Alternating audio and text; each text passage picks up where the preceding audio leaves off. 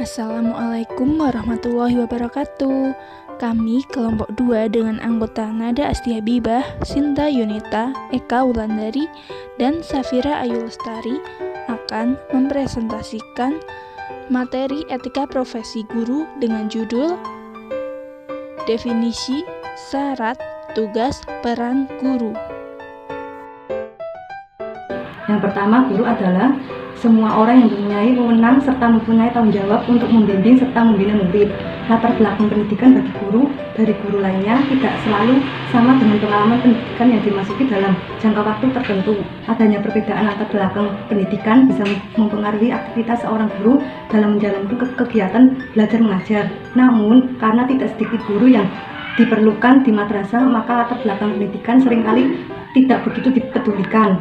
Sebagai suatu profesi, pendidikan dalam pembelajaran yang dilakukan oleh guru harus merebut kepercayaan publik melalui peningkatan kualitas guru dan kualitas layanan pendidikan dan pembelajaran. Publik terus menjadi faktor kunci bagi mengokohkan identitas profesi. Seiring dengan upaya tersebut, sebagai suatu profesi, guru harus selalu meningkatkan dirinya dan pelayanan sesuai tuntutan perkembangan zaman. Yang kedua, syarat guru. Yang pertama, menurut Barnip, salah satu seorang ahli pendidikan di Indonesia mengatakan bahwa tugas guru cukup berat tapi luhur dan mulia. Karena itu, seorang guru di samping memiliki jasmani yang sehat dan tidak cacat, ia juga harus memiliki itu. Yang pertama, calon sungguh berbakat. Yang kedua, pandai bahasa sopan. Yang ketiga, kepribadian harus baik dan kuat. Yang keempat, harus disenangi dan disegani oleh anak didik. Yang kelima, emosinya harus stabil. Yang keenam, pandai menyesuaikan diri. Yang ketujuh, tidak boleh sensitif. Yang kedelapan, harus tenang, objektif, dan bijaksana. Yang kesembilan, harus jujur dan adil. Yang kesepuluh, harus susila di dalam tingkah lakunya. Yang kesebelas, sifat sosialnya harus besar. Menurut salah satu seorang ahli pendidikan Islam yang lain menyatakan bahwa seorang guru itu harus memenuhi beberapa syarat. Yang pertama, tujuan, tingkah laku, dan pola pikir guru bersifat rabbani. Yang kedua, ikhlas. Yang ketiga, sabar. Yang keempat, jujur. Yang kelima, membekali diri dengan ilmu dan biasa mengkajinya. Yang kelima, menguasai metode mengajar. Yang keenam, mampu mengelola siswa. Yang ketujuh, mengetahui kehidupan psikis para siswa. Yang kedelapan, tanggap terhadap berbagai kondisi dan perkembangan dunia yang mempengaruhi jiwa, keyakinan, dan pola berpikir generasi muda. Yang kedelapan, adil. Ada pula syarat-syarat pendidik yang dikemukakan oleh Imam Al-Ghazali, diantaranya yaitu menerima segala problematika peserta didik, bersikap penyantun dan penyayang, menjaga kewibawaan dan kehormatannya, menghindari dan menghilangkan sikap angkuh, bersikap rendah hati, menghilangkan aktivitas yang sia-sia, bersikap lemah lembut, meninggalkan sikap marah, memperbaiki sikap peserta didiknya, meninggalkan sifat yang menakutkan bagi peserta didik, menerima kebenaran yang diajukan oleh peserta didik, menjadikan kebenaran sebagai acuan, mencegah dan mengontrol peserta didik yang mempelajari ilmu yang membahayakan, menanamkan sifat ikhlas pada peserta didik, mencegah peserta didik mempelajari ilmu kolektif sebelum mempelajari ilmu fardu ain, mengaktualisasi ilmu yang diajarkan pada peserta didik. Yaitu tentang tugas pendidik. Paradigma pendidik tidak hanya bertugas sebagai pengajar yang mendoktrin peserta didik untuk mengetahui seperangkat pengetahuan dan skill tertentu. Seorang pendidik dituntut mampu memberikan peranan dan fungsinya dalam menjalankan tugas keguruan. Antara tugas keguruan dan tugas lainnya ditempatkan menurut proporsinya.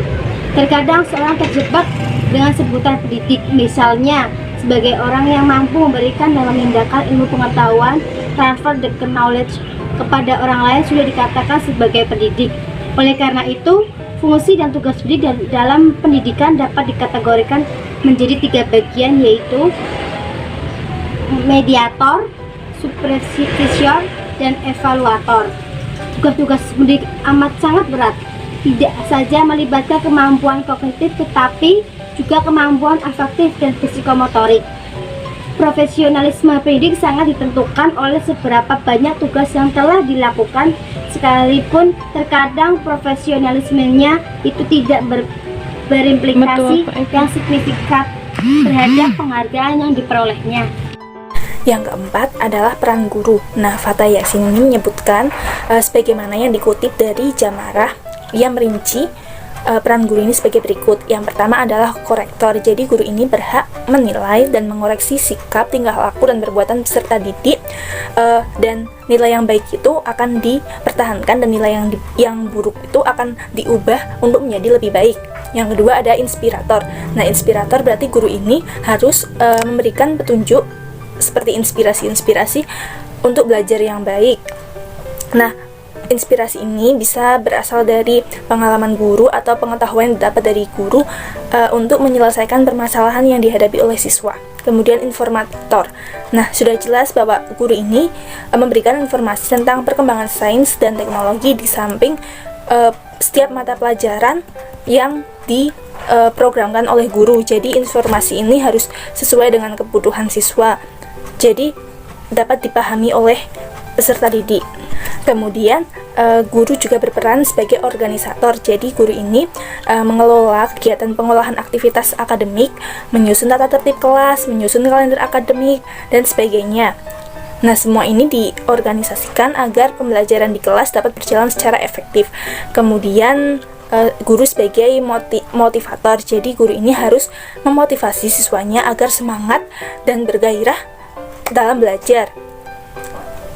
Kemudian inisiator. Jadi guru ini harus inisiatif dalam pencetusan ide-ide yang progresif, yang prosesnya itu tidak ketinggalan zaman dan mengalami perkembangan yang lebih baik.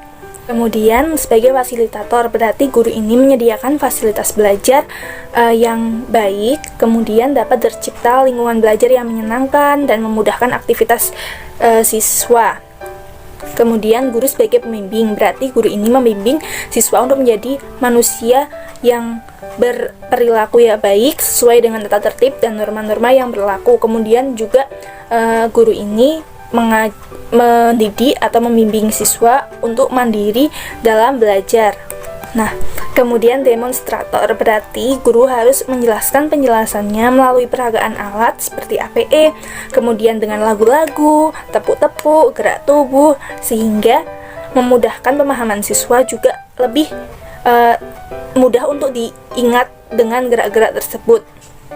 Nah, kemudian pengelolaan kelas. Jadi guru ini harus berperan dalam mengelola proses pembelajaran. Jadi guru menempatkan masing-masing siswa yang sesuai dengan potensinya masing-masing. Misalkan si A berpotensi dalam matematika, si B berpotensi dalam bahasanya. Jadi guru dapat memberikan pembelajaran tambahan bagi mereka agar dapat meningkatkan potensinya tersebut.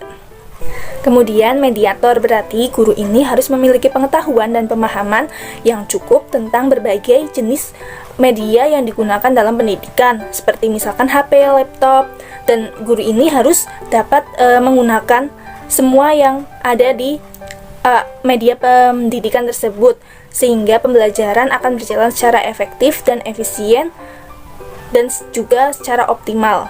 Kemudian supervisor. Jadi supervisor ini lebih kepada untuk kepala sekolah dalam pengawasan proses pembelajaran, tetapi guru juga dapat melakukan pengawasan tersebut, kemudian dilaporkan kepada kepala sekolah untuk ditindaklanjuti mengenai masalah yang ada. Nah, evaluator. Jadi guru ini bertugas untuk menilai aspek-aspek perkembangan dan pertumbuhan peserta didik yang mengarah ke potensi-potensi yang potensial, jadi dapat bermanfaat bagi perkembangan jiwa dan perilaku peserta didik dalam pencapaian prestasi yang berpotensi tersebut secara optimal. Berikut contoh guru yang inspiratif dalam pengembangan siswa. Sosok guru inspiratif harus mampu dalam menjalankan tugasnya, memberikan sesuatu yang dapat membangkitkan semangat siswa dalam mengembangkan diri melalui belajar yang giat. Berikut sosok guru inspiratif. Yang pertama, Ki Hajar Dewantoro. Ia adalah pejuang kemerdekaan serta pendiri Taman Siswa. Yang kedua, Dewi Sartika. Dari kecil ia sudah gemar bermain peran sosok seorang guru. Yang ketiga, Pak Kasur dan Bu Kasur. Pak Kasur dan Bu Kasur ini adalah pasangan suami istri yang mencintai anak-anak. Dengan kecintaan anak-anak ini sehingga berdirinya Taman Kanak-kanak pada tahun 1968. Konsep pendidikan yang mereka berikan adalah memberikan anak-anak berkegiatan secara individu sesuai apa yang mereka imajinasikan. Yang keempat, Tino Sidin, sosok inspiratif dunia di pendidikan Indonesia. Sebelumnya ia gemar melukis dan belajar melukis secara otodidak. Kemudian pada tahun 1969 ia berkesempatan menjadi pemandu acara Gemar Menggambar yang ditayangkan di stasiun TV lokal. Ia memberikan motivasi yang selalu positif pada anak-anak dan juga memberikan inspiratif kepada anak-anak agar tidak takut membuat kesalahan. Kemudian celotehan legendarisnya, ia adalah selalu berkata "iya bagus" terhadap anak-anak agar untuk memberikan semangat yang baik. Yang terakhir, Seto Mulyadi. Seto Mulyadi ini dikenal karena membawakan berbagai acara TV bertema anak-anak. Kemudian Seto Mulyadi ini dapat membangun homeschooling. Konsepnya selalu membuat anak-anak nyaman serasa rumahnya sendiri. Sekian presentasi dari kami, mudah-mudahan bermanfaat. Terima kasih. Wassalamualaikum warahmatullahi wabarakatuh.